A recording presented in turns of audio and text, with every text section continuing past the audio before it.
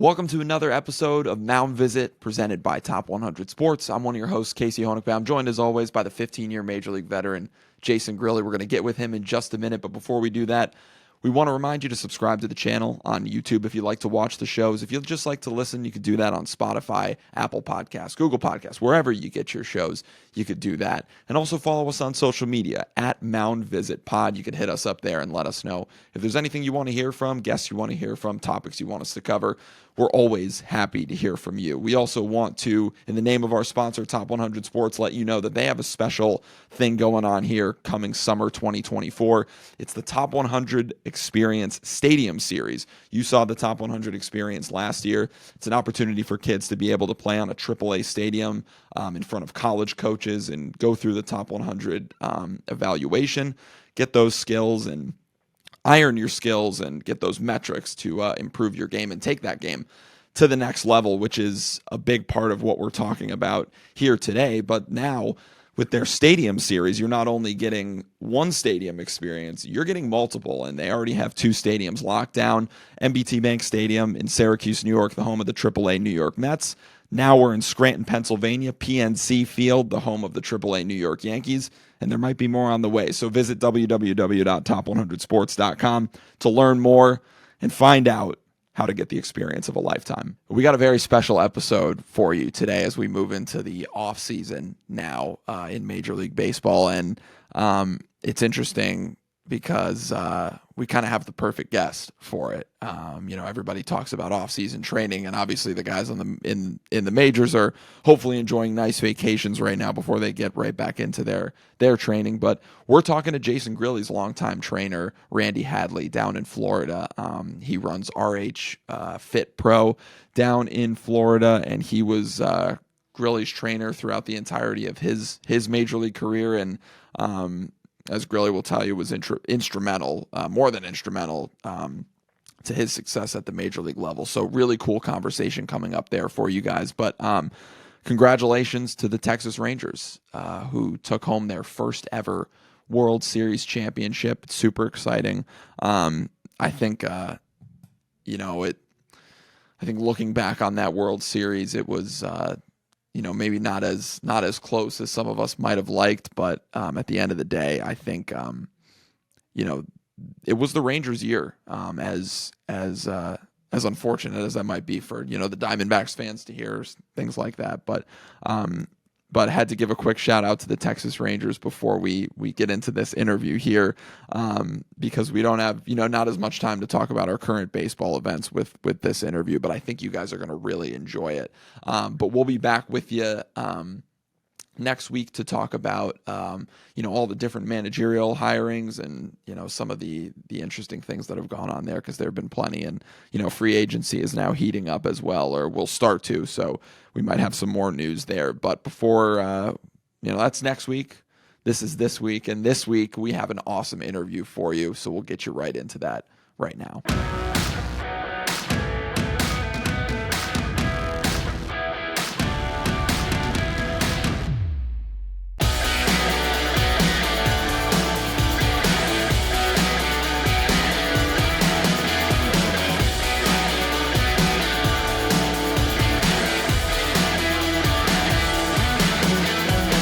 Welcome, everybody, back to another great, long overdue Mound Visit. I used to have a Mound Visit every day with this guy, our guest, Randy Hadley, down in Orlando, Florida. Good, dear friend of mine, and my special secret weapon that kept my career going. And keep it going, right? And keep it going. There we go. This guy right here was, at the time when everybody was doing steroids, and I wasn't. This guy was my steroid and my link to success. Randy, thanks for coming on, man. Long overdue. I cannot wait, because the offseason is here, and who better to talk to than a personal trainer? These guys are taking a little time off in the big league session. These kids are coming up, and I know you're in full effect with all your clientele down there in Orlando, Florida. Rand, thanks for coming on, brother. Thank you for having me. It's, again, definitely long overdue, but always a pleasure to catch up and just share the experiences and the knowledge that we've done over time. I love that. Randy, I want to ask you before we get into the nitty gritty here. How is it that you and Grilli got linked up, and how did you deal with training someone of his stature every day and deal with that? I guess you could say Alpha recognizes Alpha in its own little unique way. Ooh. So he was a young guy coming, just relocating to Orlando. I was relatively new relocating to Orlando in a gym. He understood that he needed to get in the weight room and train. I was actually a trainer at a local gym. It's kind of one of those, we kind of eyeball each other from across the gym for a few days. But what makes Jason unique is not afraid to ask questions.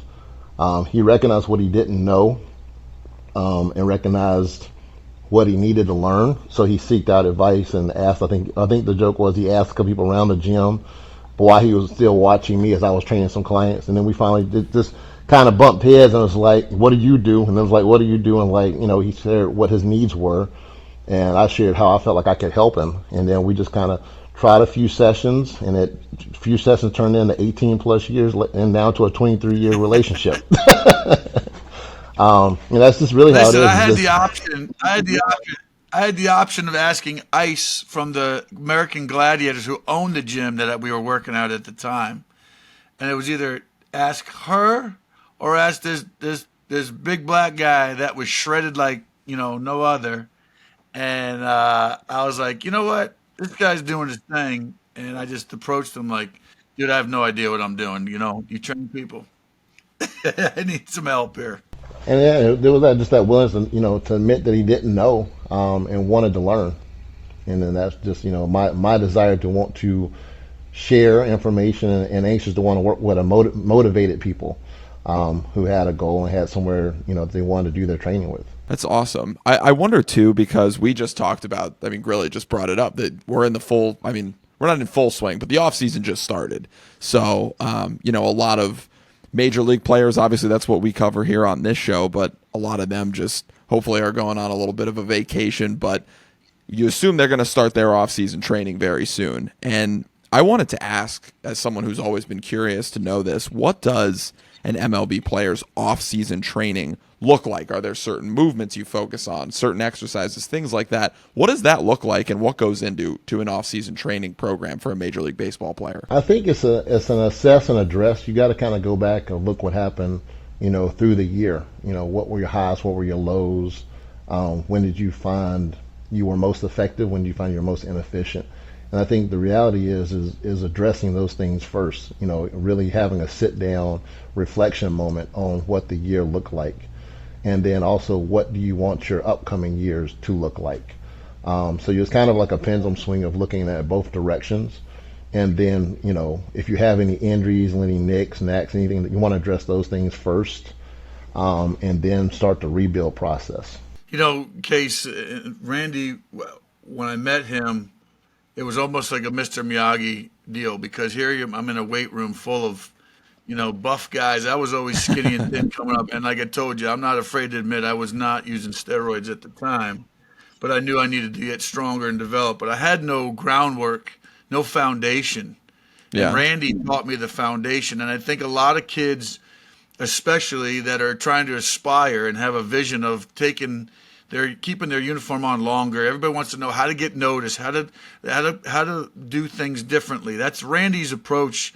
Is he does do things differently. I was doing stuff without weights that was breaking me down, making me throw up in his parking lot, because he showed me the proper way. And the number one thing you said to me, Rand, was that, hey man, don't worry, we'll never run out of weight in the weight room. And I understood that when he had me doing like single leg things or band work, things that I needed to get a foundation first. And Randy, can you speak to that? Because I think a lot of kids see all the glamour stuff on Instagram and everything, and I know it drives you and me bananas, because we know that kids they try to go gangbusters, and they can hurt themselves more than help themselves. Absolutely. To that point, I'll kind of jump ahead. I'm sure we're going to cover some more of this, but in today's time, we're in a test, techie, and social media world. So everybody's just chasing numbers to to validate. But if the numbers don't translate, they really don't matter. So we're in the situation now where we see clips on social media of a cool exercise or this one particular kid or person lifting X number of weight, but we never saw the foundation, if there even was a foundation built with it. And again, you can build a house on sinking sand, and you can know what's going to end up happening to it. So I think that's what you see again, kind of soapboxing. That's why you see a lot of these injuries that you see now. Is there was a lot of chase to the finished product with not a lot of foundation work. And I think that's what's missing in the youth development all the way up until the elite now. Is we're just trying to get to the finished product without spending a little extra time building a solid foundation that can withstand the test of time. Interesting. That's interesting because I look at that too, especially, even going back to when I was playing in college only a few years ago, and it seemed like that was more of a central focus, which was, hey, lift as heavy as you can, throw harder, all that type of thing. But I think it's really interesting to hear about how important that building that foundation is. Can you kind of, expand on that a little bit more and talk about, is that even more? I'm sure that's super important with major league athletes, but especially at the younger age, because we have, younger kids that listen to this show as well. How important is it to build that foundation at a younger age before you start, chasing, those heavy weights? 100%. And I think the biggest thing I go back to is that, I know this is a baseball focus, but I don't train athletes. I train athletes. I don't train baseball players, basketball players. So we're losing the athletic component. And I think that's where you get a well-rounded athlete who can be, diverse in his movements, in his reaction time, and his decision making. I think, unfortunately, to the specialization world, I think that's where we're losing a good bit of that. And then and that's fine if you want to specialize, but then there has to be some aspect in your lifestyle or your training that brings that component back away from the sport into another sport that requires different aspects of yourself. And I think that's what we're missing with it. I hate to say it, but being probably ruffled with feathers, we become one-dimensional when you become specialized. So and I think that's where that foundation comes with. It's just challenging kids to do many different things as they can.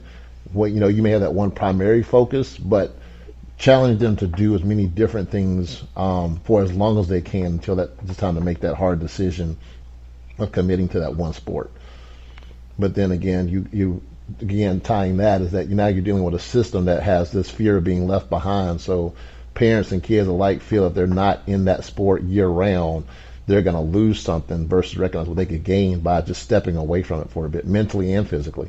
Interesting. I think that's a super important thing that people need to hear. And a lot of guys that, even just in baseball, and football too is another good example. But you look at some of the guys who are the most successful in those sports, and it's guys who played multiple sports growing up: basketball, football, baseball, things like that. And I think that's really interesting, especially when you talk about the athlete and building the athlete. And I wonder, does that sort of play into making sure that, when you're training specifically a Major League Baseball player, does that sort of component go into it as well? Because you kind of have to make sure that they're not only physically strong and, able to do what they need to do to perform on a daily basis, but they have to do that for 162 games. So how do you balance that with also making sure that, they're doing the right things to stay healthy for a 162 game season? I think that comes in, and again, that comes through the sessions that come in through, the diversity of it, because it can get monotonous. It can get mundane of doing the same thing every day, even though it's the excitement of the game, but you got to know how to step away from it, go do something different.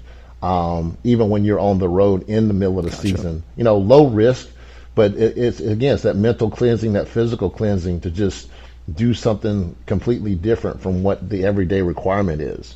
Some guys will take their golf clubs. Some guys will go fishing. Just different things, that you kind of have to kind of plug in throughout the year to kind of keep you sharp. But what I call my reset buttons to make sure you stay engaged. And, while you're also keeping your body in check. I'm an advocate for recovery, but I'm not the diehard. We have to feel great every single day, because I think that's part of the adaptation. Is that sometimes you have to play when you're not comfortable, and learn how to play through discomfort and adversity, and then recognizing the difference. That kind of plays into it too. Believe me, believe me, believe me. Randy made me feel comfortable being uncomfortable because I did. Just my warm up, for example, and I got to give kudos again. I'm going to blow this guy up because he kept me in the game for sure. With all my injuries, he knew how to. I basically showed up at his doorstep every time I was broken down, and he would break me down further to build me up. It was incredible. So I got to give kudos to this guy. Michael Jordan had Tim Groves. I had Randy Hadley, and it was a blessing. We're friends to this day, but I can't give him enough kudos and respect. And I wasn't the only major league athlete. He's got a lot of guys that played Division I basketball, NBA guys that come and see him, track gold medalists. This guy has people in his book. So if you're wondering who Randy Hadley is, I got to edify him, not just because he's my friend. This guy has touched upon a lot of athletic careers, and behind the scenes, sometimes these people don't realize how important they are. So if you're lucky to have a trainer that you can go and put you on cruise control, there was days I didn't want to do absolutely shit. I told Randy, I said, I still to this day don't really love working out. Like, I don't know who, I don't know who like goes, I love to work out. I always said I like what it does. I don't like how it feels. And I don't know anybody that likes necessarily the feel of everything. I used to say that, right, man? That was it. All the time. That was the saying. I love what it does because I knew how strong he would get me, how prepared I was. That even in warm-ups in spring training, some of these guys that were on vacation or did take some shortcuts, I was running around them going like, I'm not even tired yet, and we haven't even got started yet. So, to the point, the preparation part of it, the pregame, the offseason is quick, it is short, and if you lack, on that, yeah, you got to take some time to rest and recover from mentally, physically, emotionally, coming off. If you just got done now, it's big league seasons are being pushed into November. Amateurs are playing almost 100 games, sometimes more than a collegiate season, that my son included. So, you got to have a formula, a regimen, and people are spending a lot of money on baseball and youth sports, right, as a whole. But the thing that I think they need to spend the most money on is getting somebody that can keep them in tip-top shape, functionally strong, as well as mentally. Because if you can endure the I know what training he put me in, and my dad used to come and watch me. He had to leave because he couldn't watch what Randy put me through, right? So, Steve Grilli could not watch, right, Randy? Yeah, and that's one of the things is that everybody thinks it's all about how much weight you can push, but it's also being mentally challenged. So when you're in pressure situations, you don't feel that pressure. You've already experienced that discomfort of how to overcome because the set is still your set, the rep is still your rep.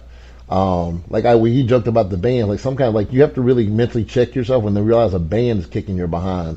You can justify it when you got a bunch of clinging plates, but when it's just a body movement in a band or a certain type of movement and you're struggling, but you're supposed to be a high level athlete, it really takes you into a mental place that when you get in those pressure situations that you actually feel in control because you've already been there. And then that's what you allow it to expose your opponents, because I always tell people, if you haven't seen them in here, you already know you got an advantage because they've never been as challenged as you have been in here. And I think that's the part of, again, as much as the physical is the mental. I'll tell him, I will challenge you in here so you don't feel the pressure out there.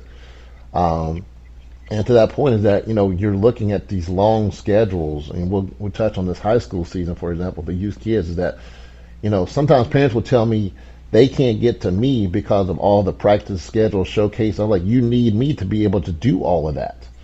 Otherwise, you will reluctantly find me on the back end of that injury. So I think a lot of times is the component of the physical training, understanding, the key word I think gets a bad rap is off season. But I'll switch sports for a second. We were talking the other day, why did JJ Redick just retire? He didn't say he retired from the season. He said he was tired of doing his off seasons because that's how much commitment he had put in to getting ready for the season. It wasn't the season that he retired from. It was the off season and his commitment to being ready and getting prepared. We've got to now, again, kind of doing a pendulum swing here. Yeah, playing's the fun part, right? Yeah, absolutely. The playing's the fun part. That's what I said. I hated working out in the off season, but I knew how much it prepared me for being in season. And it's always like no different than in the game. Sometimes your pregame, right, is more,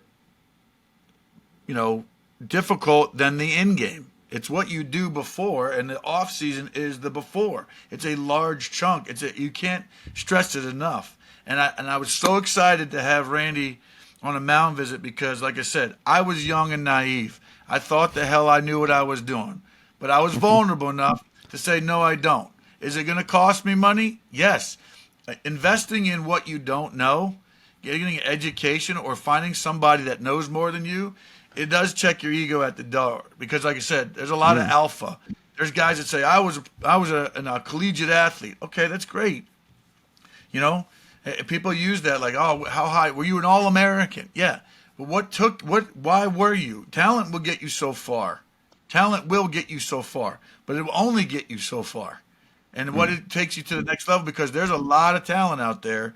And now that many of the games, especially baseball specifically, it's global. It's global. So you got to set yourself apart. You got to stand out from the crowd. And what it takes is getting a guy like Randy to kick you in the ass. It's harder than anything. It's harder than anything. I'm telling you, it is something that, like I said, there were days, right? And it is a humbling situation, like you said, because you have to concede to it. And I always joke, you talk about the man, it's also unfortunate. I'll say this from the other side. It's also tough for the parents to add, because in this environment, the only thing the parent can do is write the check, sit back and watch. There are no balls to shag. There are no good hits to celebrate. The celebration comes on the playing field outside of the gym and the working out. So a lot of times they're reluctant to add this piece because there's not a lot of input but the investment and the support. So it becomes very tough. But if you don't put this in front of it, you always find yourself very frustrated spending that money on road trips or 4 days for 3 at-bats or a couple of innings pitched, versus that investment in time of putting them in a situation that you can get high performance when it is time to perform.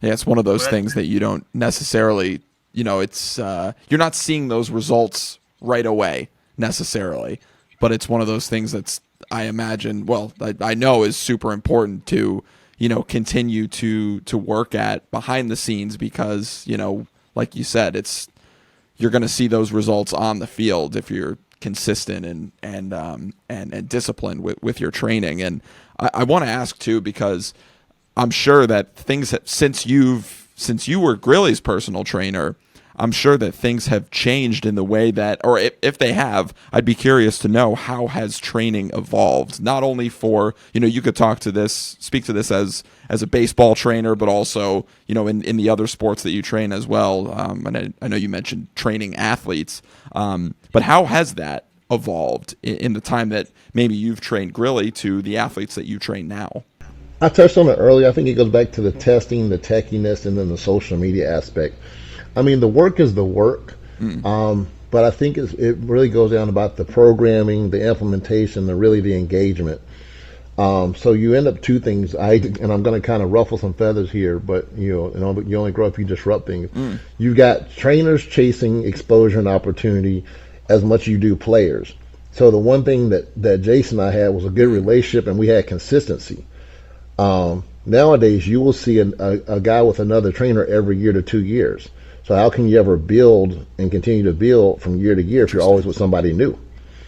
So I think that becomes it's the new shiny penny, right? It's always the grass is greener. The new shiny penny. Yep. Who's got the newest tech? Who's got the coolest facility? Who else is there? Sometimes we're chasing our buddies and we're chasing the limelight versus, it's what's done in the dark will come to light when those lights are really shining. So sometimes people are afraid to get out of the light. I joke, Jason, you'll know what I'm talking about. We had a guy, it was a funny story. I was just going to bring it up. So, we got Jason throwing partners. Jason are out there 20, 30 minutes doing a full-on, the activation, pre-workout stuff he's talking about. And this young guy just shows up, just kind of sitting around on his phone, twiddling his thumbs, waiting for Jason to get done. Jason and I are talking about how is he not coming over here asking questions, jumping in, being a part of it. Well, yeah, because I had more experience than him, some big league dirt in my cleats. And for me, like I said, if I knew Greg Maddux was going to teach me how to throw his sinker and be better, don't you think you ask those questions? Like I did that even to rookies just because I had more. It's a rapport, and you ask, and some people just don't have that. So to that point, Rand, keep going with this story. So Casey, you're like this. So, we have some other mutual friends with Okay. this kid. So the kid turned around. The guy I call him a kid because he was several years younger. He goes back to one of my other athletes. Says, "Yeah, I went to Randy. I went to Jason. Yeah."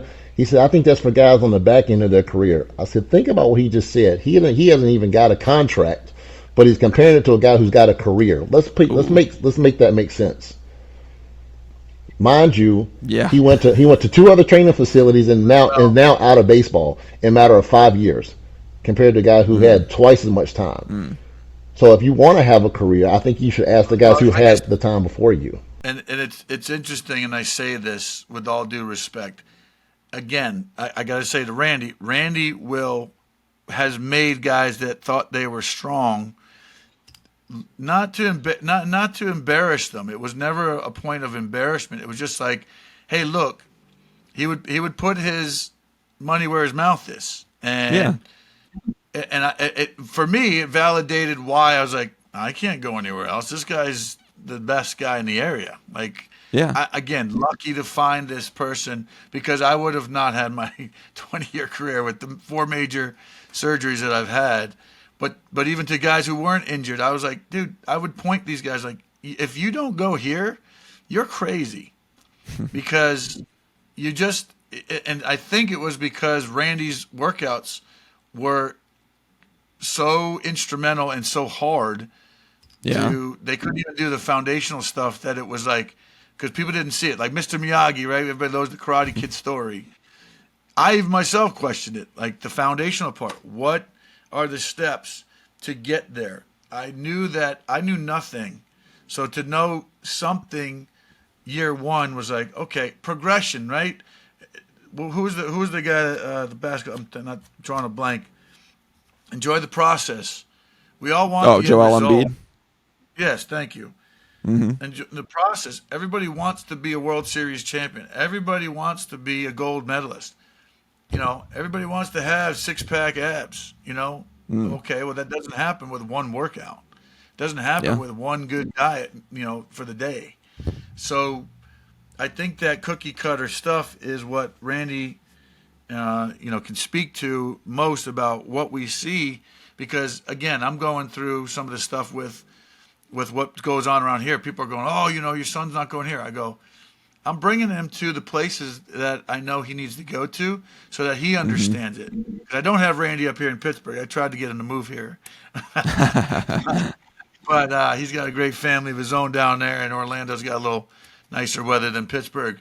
But to the point, some of these coaches who don't have the experience, it's like they hide behind the fact that they are so intimidated by maybe getting a tip or maybe understanding it from a different lens. And instead of collaborating, we talk about they should be making a show about baseball dads and soccer moms and crazy this and crazy that. All these parents have invested all this time into their kid, and they expect, hey, my kid should be playing at this level, should be on the starting rotation or starting lineup, or should be getting a Division I scholarship. Why? Because you put in so much time, you spent this much money. There are no guarantees. There were no Yeah. guarantees that I did, but I just worked harder.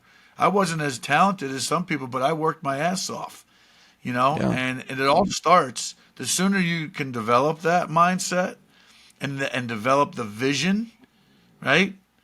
And hopefully, Yeah. luckily, do the research and find the right guy, the right coach, the best of this, whatever works for you.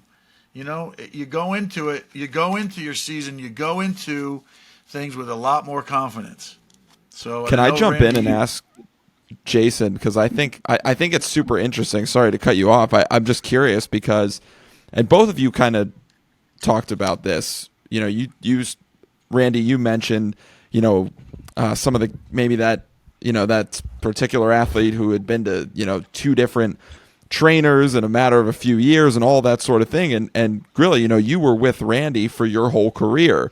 And I want to ask, what did you think the biggest benefit was for having one trainer? And both of you can kind of touch on this as well, but what's the biggest benefit having just one trainer for your whole career? I watched in the latest Netflix series, Quarterback, and Patrick Mahomes has had the same trainer since he was like 14 or something like that. And I wonder, and both, like I said, both of you guys can answer on this. What's the benefit for that as an athlete? Consistency.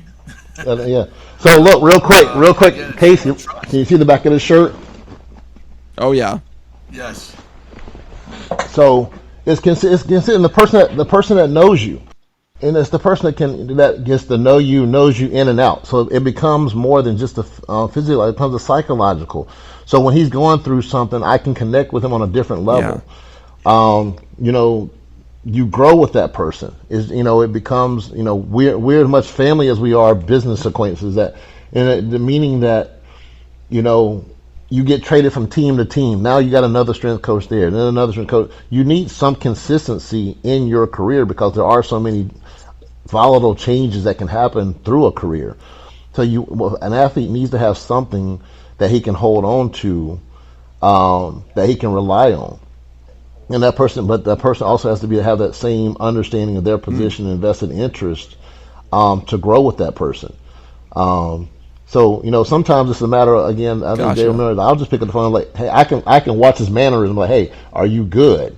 Just kind of check in on him and know him on a personal level as much as a physiological level, and then I know his his injuries or his mechanics or his functionality, to where I know the history. If something creeps up, I remember, I got a 2-year Rolodex or a dossier that says, well, here's what happened when that happened last time. So we have this whole database and the history of work together that you can get in front of things that may happen, or you can kind of reflect back. But if you always got somebody new, they only know where they met you at. They don't know the history of you. Yeah. And that's a big difference. That's fascinating. So I've got some guys. I've been fortunate. Like you said, I joke. I've got about 7 guys. I probably have trained 14 plus years. In that. So let's just take the example. You got met Jason when he was first getting into the league. I watched him grow from a kid out of school, just getting started out, to evolve through the man he is now. And I use that from the sports side in terms of what his usage was and how his usage evolved over his career, all the different things he dealt with outside of the baseball over those time periods. So you understand those things. So every year, you might say, well, it gets boring with the same guy. Well, we never did anything the same every year because his demands, his expectations, his body, his usage, his stress levels were different every year. So we kept, that's the biggest thing, is evolving with the person, have somebody that can evolve with you. That's why you have guys who have, their guys for a long period of time. Again, jumping sports, LeBron James had his guys for 15 plus years. Jordan had those guys. These high level guys have their main guys. Tracy McGrady had his guy for 14 plus years. Patrick Mahomes had his guy since he was 11 because that guy knows him inside and out. And so that's the value of having that longevity, is because that person knows you. There's a certain level of trust. And then more importantly, a word that we as men and athletes don't use enough, you can also be vulnerable with that person to really help you overcome a lot of hurdles physically and mentally. Yeah, that's awesome. Randy was with me, Gravel Road. Like I said, we were humble pie starting out. In the field mice were jumping over us. We were looking for places. Remember that? We were playing catch. And, Randy, I'm a bag on Randy too, because he didn't like to play catch with me, right? That was his way of getting back at me, Casey. That's how he would get back. That's right. I got some payback, and that was the only way, because I could never overpower this guy. If you see him, you would not want to mess with him. But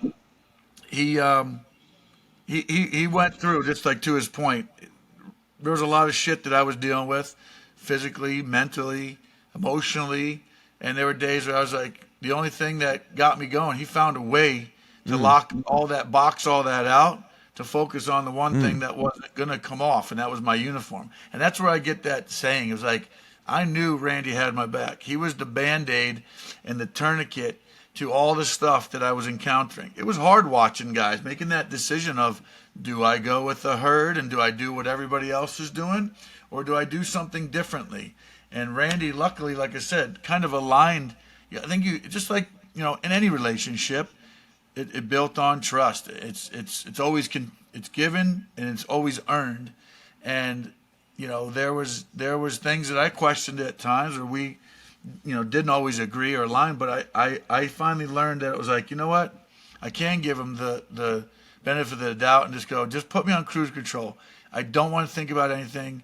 And sometimes the pain of and stress of the workout released everything else. And it made everything else better. And, an athlete goes through a whole bunch of changes. And thank you again for that, Randy, because, we're still talking about it. I think people don't understand the mental health, which is a huge other sidebar topic So, that goes along with it. So, and I want to chime here I know we're talking about, pro and elite, but I think that's one of the biggest pieces are being missed with these young kids. I think, what I've been able to do is match the expectation, the physicality aspect, with also keeping in contact with the person.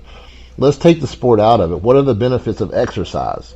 To relieve stress, to align your mental health, all these different benefits of just exercise. And then the benefit is that you get to go play the sport that you love. And I think a lot of times for these kids, we stress these kids out, parents stress the kids out, coaches stress the kids out, and this kid's just trying to grow and enjoy life. You're teenagers, they don't know what life is really about. But they're consumed with their friends, consumed with social media, that I think a lot of time the kids today get lost and start their only value is based on their playing time and their starting lineup. And I'm like, there's so much more to it, more to grow from it, that when you're allowed to take them out of those stressful moments, you get to see the kid grow and they have a fresh perspective on the sport. Because they're like, I always argue, one thing I always challenge every young kid that comes in, like, why don't we just take 3 months off? Oh, I can't do that. Or the parents like, oh, well, what'll happen? I'm like, nothing. I said, the kids that are playing now won't get better. I said, you will be relaxed. I said, you can get better because you can actually work on your game. And I said, just take a chance. I said, watch the kids that keep playing while you take time off. And when it's time for you to come back, tell me how many of them got better. Very few, because all they did was wash, rinse, repeat. They never got to step away from it, refine and refresh their skill set. And so I think a lot of times we just miss these kids. We've got them in such a rat race year round that we never allow them to find their voice, to grow and start making these conscious decisions for themselves. And then they validate their value based on their recruitment or what team they make versus the experience. Yeah, and this is coming from Case, guy in Orlando, Florida, right? Weather's great all the time, most of the time, and envy of like, oh, I wish I lived in Florida. I could play sport year round.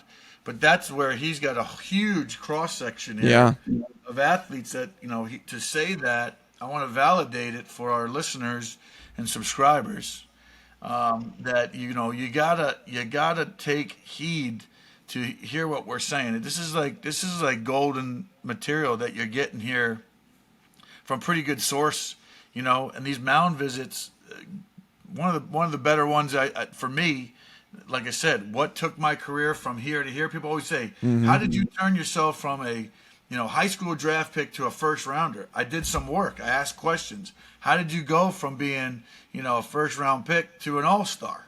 How did you get over 4 major career-ending injuries? I kept asking questions. I kept doing things, and Randy was one of those big instruments, probably the biggest instrument to me, to say exactly what we're talking about here. You cannot minimize the importance. And I can't stress to anybody who's listening to go, well, where do I find this? Where do I find this? Ask questions. Find the guy. I found the guy in Pittsburgh that, for my son, I found the guy that is closest to what Randy put me through for my son. And me, in the background. And it's not just for my son. I told his other friends and teammates, people that play against him, right? You guys need to find the missing piece. And once people go, I just look at them, I go, they're thanking me. I go, don't thank me. I'm just passing the baton. This is not about me. I don't need, It's not about me. It's not my game anymore. I'm just borrowed it. And I wish I knew what I knew at 23 when I found Randy. My son is getting exposed at 14, 15. And I go, son, this is the formula.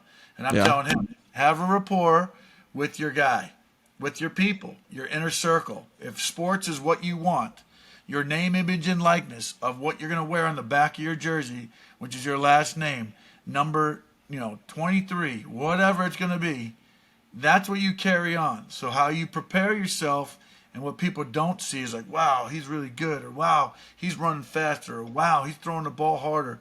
He's able to jump out the gym. There's a reason for it.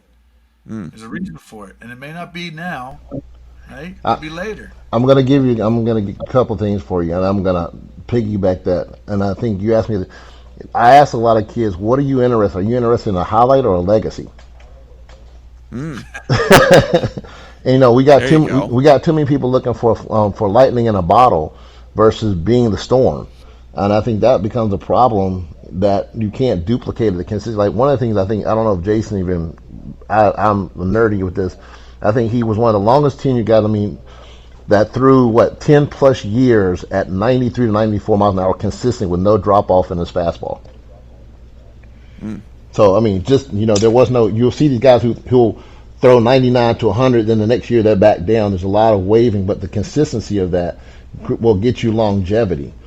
But I'm gonna go back and listen to the schedule. I'm gonna tell you guys, Jay, you'll like this. As I'm dealing with it now. They're in the high school season this year. Starting in the fall season, these guys played 18 games. They're finishing up next week, which is the middle of November. From the middle of November till through the Christmas break in December, they're all of a sudden going to put in a weight program.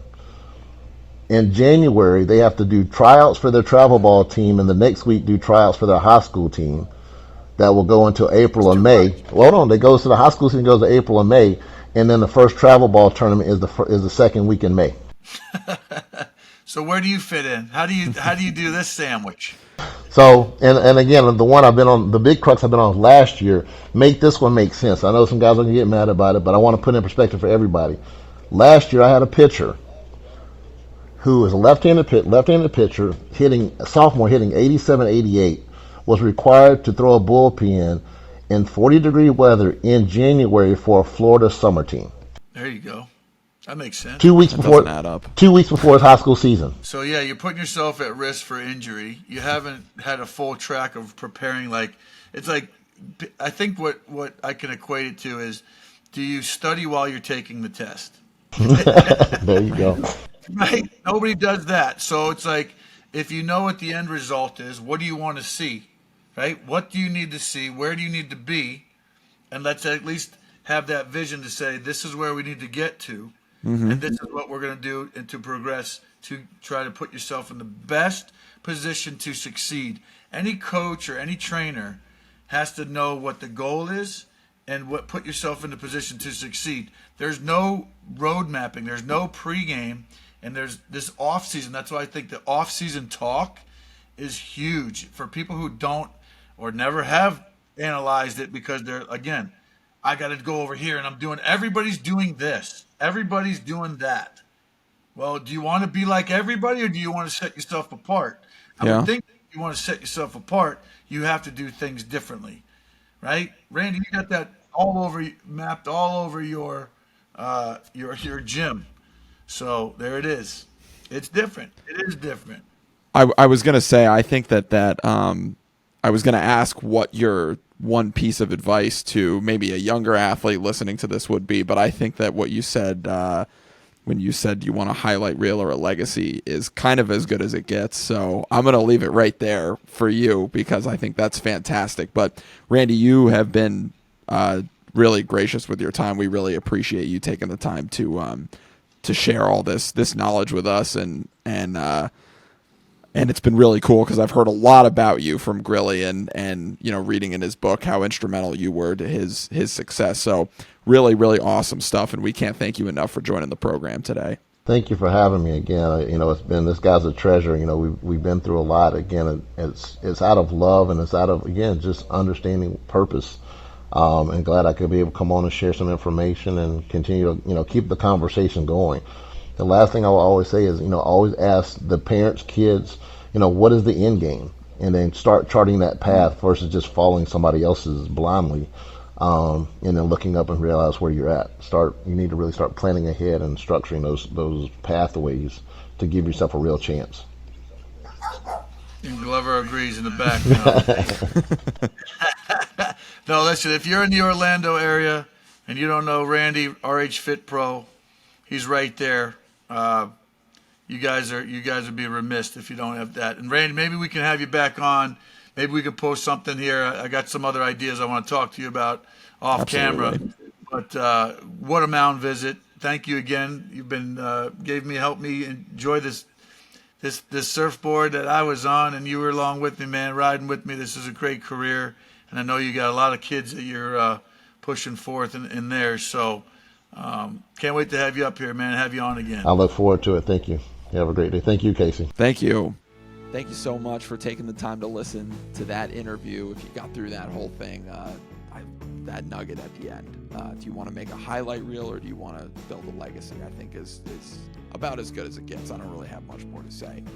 But we want to thank you again for taking the time to listen and watch. If you did, you can subscribe on our YouTube channel if you enjoy watching these episodes, and leave a comment, leave a thumbs up, let us know what you think. And if you just like to listen, you can do that wherever you get your audio podcasts. You can leave us a review there as well. It really helps us out a lot. And if there's anything else you'd like to hear from us, or you'd like to connect with us, hit us up on our social media platforms. We're always happy to help there as well. So thank you guys so much for tuning in this week to Mound Visit.